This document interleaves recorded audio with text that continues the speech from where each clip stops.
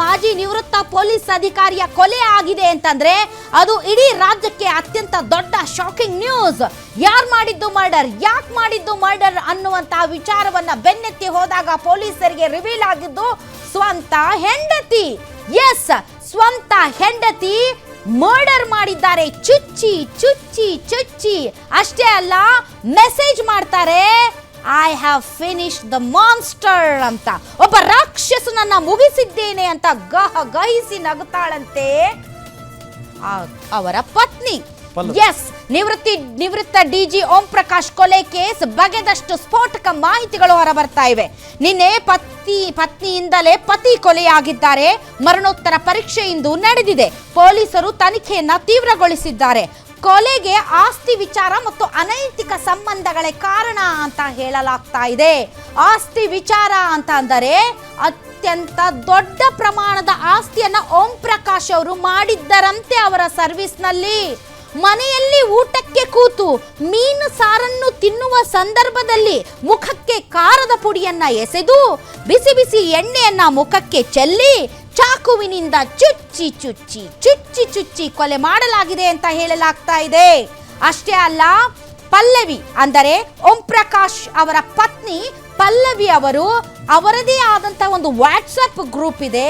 ಆ WhatsApp group ನಲ್ಲಿ ಮೆಸೇಜ್ಗಳನ್ನ ಮಾಡಿದ್ದಾರೆ. ಏನಂತ ಮೆಸೇಜ್ ಮಾಡಿದ್ದಾರೆ? ಐ ಹ್ಯಾವ್ ಫಿನಿಶ್ಡ್ ಮಾನ್ಸ್ಟರ್ ಅಂತ ಮೆಸೇಜ್ ಮಾಡಿದ್ದಾರೆ. ಎಸ್, ಕೊಲೆ ಮಾಡಿದ ಮೇಲೆ ಪೊಲೀಸ್ ಆಫೀಸರ್ಸ್ ಪತ್ನಿಯ ಒಂದು ಗ್ರೂಪ್ ಇದೆಯಂತೆ.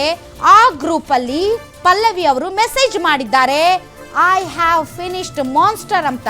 ಅಷ್ಟೇ ಅಲ್ಲ, ಒಬ್ಬ ನಿವೃತ್ತ ಪೊಲೀಸ್ ಅಧಿಕಾರಿಯ ಪತ್ನಿಗೆ ಫೋನ್ ಮಾಡಿ ನಾನು ಕೊಂದಿದ್ದೇನೆ ಅಂತ ಹೇಳ್ತಾರೆ.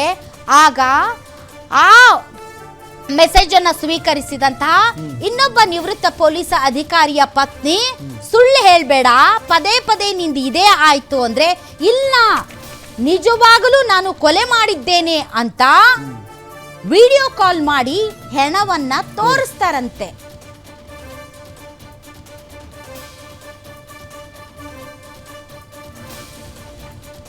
ಹಾಗಾದ್ರೆ ಪಲ್ಲವಿ ಅಂತಂದರೆ ಈ ಓಂ ಪ್ರಕಾಶ್ ಅವರ ಪತ್ನಿ, ನಿವೃತ್ತ ಡಿಜಿ ಓಂ ಪ್ರಕಾಶ್ ಅವರ ಪತ್ನಿ.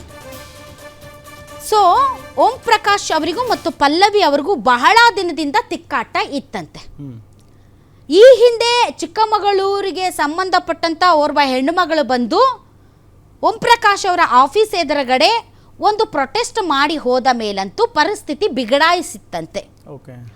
ಪದೇ ಪದೇ ಓಂ ಪ್ರಕಾಶ್ ಅವರು ತಮ್ಮ ಫ್ಯಾಮಿಲಿ ಫ್ರೆಂಡ್ಸ್ ಹತ್ರ ಕುಂತ್ರು ಡೌಟು, ನಿಂತ್ರು ಡೌಟು, ಏನ್ ಮಾಡಿದ್ರು ಡೌಟು, ಜೀವನ ನಡೆಸಕ್ಕೆ ಕಷ್ಟ ಆಗ್ತಿದೆ ಅಂತ ಹೇಳ್ಕೊತಾ ಇದ್ರಂತೆ. ಈ ಕಡೆ ಓಂ ಪ್ರಕಾಶ್ ಅವರ ಪತ್ನಿ ಪಲ್ಲವಿ ಈ ನಿವೃತ್ತ ಪೊಲೀಸ್ ಅಧಿಕಾರಿಗಳ ಪತ್ನಿಯರ ಒಂದು ವಾಟ್ಸಪ್ ಗ್ರೂಪ್ನಲ್ಲಿ ಪದೇ ಪದೇ ತನ್ನ ಪತಿಯಿಂದ ತನಗಾಗ್ತಾ ಇರುವಂತಹ ಟಾರ್ಚರ್ ಬಗ್ಗೆ ಮೆಸೇಜ್ಗಳನ್ನು ಕೂಡ ಕಳಿಸ್ತಾ ಇದ್ರಂತೆ. ಇದು ಒಂದು ರೀತಿ ದಿನನಿತ್ಯದ ಗೋಳು, ರಾಮಾಯಣ ಅನ್ನೋ ತರದಲ್ಲಿ ಎಲ್ಲರಿಗೂ ಅನ್ನಿಸಿತ್ತಂತೆ. ಅಷ್ಟೇ ಅಲ್ಲ, ಓಂ ಪ್ರಕಾಶ್ ಅವರ ವಿರುದ್ಧ ಕಟ್ಟಿಕೊಂಡಂತ ಹೆಂಡತಿ ಪಲ್ಲವಿ ಅವರ ಮನೆ ಮುಂದೆಯೇ ಪ್ರೊಟೆಸ್ಟ್ಗೆ ಕೂತಿದ್ರು. ಎಷ್ಟೋ ಸಲ ಪೊಲೀಸ್ ಸ್ಟೇಷನ್ಗೆ ಹೋಗಿ ಇವರ ವಿರುದ್ಧ ಪ್ರಕರಣ ದಾಖಲು ಮಾಡೋದಕ್ಕೆ ಇವರು ನಿವೃತ್ತ ಡಿಜಿಪಿ ಅನ್ನೋ ಕಾರಣಕ್ಕೆ ಪ್ರಕರಣಗಳನ್ನ ಕೂಡ ದಾಖಲು ಮಾಡ್ತಾ ಇರಲಿಲ್ವಂತೆ. ಸೊ ಇದು ಹಾದಿ ರಂಪ ಬೀದಿ ರಂಪ. ಈ ಫ್ಯಾಮಿಲಿ ಫೈಟ್ ಅನ್ನೋದು ಹೊಸತಲ್ಲ, ಇದು ಪದೇ ಪದೇ ನಡೀತಾ ಇತ್ತು. ಅವರ ಫ್ಯಾಮಿಲಿ ಫ್ರೆಂಡ್ಸ್ ಮತ್ತು ಓಂ ಪ್ರಕಾಶ್ ಅವರ ನಿಕಟವರ್ತಿ ಯಾರ್ಯಾರು ಪೊಲೀಸ್ ಆಫೀಸರ್ಸ್ ಇದ್ದಾರೆ ಅವ್ರಿಗೆಲ್ಲ ಇದು ಗೊತ್ತು. ಆದ್ರೂ ಕೊಲೆ ಮಾಡುವ ಹಂತಕ್ಕೆ ಹೋಗಿದಾರಲ್ಲ ಮೇಡಮ್, ಹೆಂಗೆ ಅದು ವಿದ್ಯಾವಂತೆ ಆಗಿದ್ಕೊಂಡು? ಓಕೆ, ಒಬ್ಬ ಪೊಲೀಸ್ ಆಫೀಸರ್ ಹೆಂಡತಿಯಾಗಿ ಈ ರೀತಿ ಕೊಲೆಗೆ ಯಾಕೆ ಅವರು ಪ್ರಯತ್ನ ಪಟ್ಟಿರಬಹುದು? ಇವರಿಗೆ ಮನೋ ಕಾಯಿಲೆ ಇತ್ತು, ಇವರು ಒಂದು ರೀತಿ ಡಿಪ್ರೆಷನ್ನಿಂದ, ಖಿನ್ನತೆಯಿಂದ ಬಳಲ್ತಾ ಇದ್ರು. ಕಳೆದ 12 ವರ್ಷಗಳಿಂದ ನಾನು ಇವರಿಗೆ ಟ್ರೀಟ್ಮೆಂಟ್ ಕೊಡಿಸ್ತಾ ಇದ್ದೆ ಅಂತೆಲ್ಲ ಹೇಳ್ಕೊಂಡಿದ್ದಾರಂತೆ. ಆದ್ರೆ ಆ ಖಿನ್ನತೆ ಒಬ್ಬ ಹೆಣ್ಮಗಳಿಗೆ ಬರಬೇಕು ಅಂತಂದ್ರೆ ಆಕೆ ಅಷ್ಟು ಮಾನಸಿಕ ಹಿಂಸೆಯನ್ನ ಅನುಭವಿಸಿರ್ಬೇಕು ಅಂತ ನನಗನ್ಸುತ್ತೆ ರಾಮ್. ಸೊ ಇದು ಜಸ್ಟ್ ಈ ಒಂದು ಪ್ರಕರಣವನ್ನ ನೋಡಲಾಗಿ ಹಲವಾರು ಸಾಧ್ಯತೆಗಳು ಇದೆ. ಅಷ್ಟು ಬರ್ಬರವಾಗಿ ತನ್ನ ಕಟ್ಟಿಕೊಂಡಂತಹ ಪತಿಯನ್ನ ಕೊಲೆ ಮಾಡುವುದು ಮತ್ತು ಅದಕ್ಕೂ ಹಿಂದೆ ಸಾಲು ಸಾಲು ಮೆಸೇಜ್ಗಳನ್ನ ಕಳಿಸೋದು.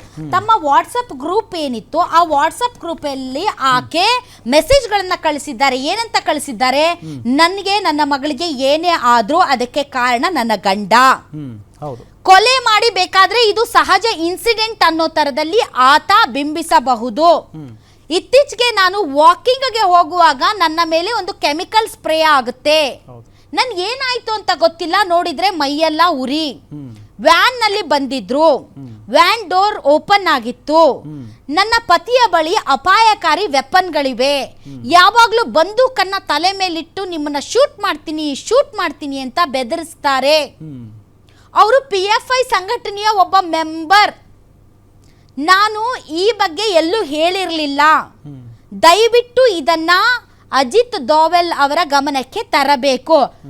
ನನಗನ್ಸಿದ ಮಟ್ಟಿಗೆ ಈ ಮೆಸೇಜ್ಗಳನ್ನೇ ನೋಡೋದಾದ್ರೆ ರಾಮ್, ಆಕೆ ಎಷ್ಟು ಅಸಹಾಯಕಳಾಗಿರ್ಬೇಕು ಅಂತ. ನಾನು ಈ ಮೆಸೇಜ್ಗಳನ್ನಷ್ಟೇ ನಾವು ಓದಿ ಎಷ್ಟು ಅಸಹಾಯಕ.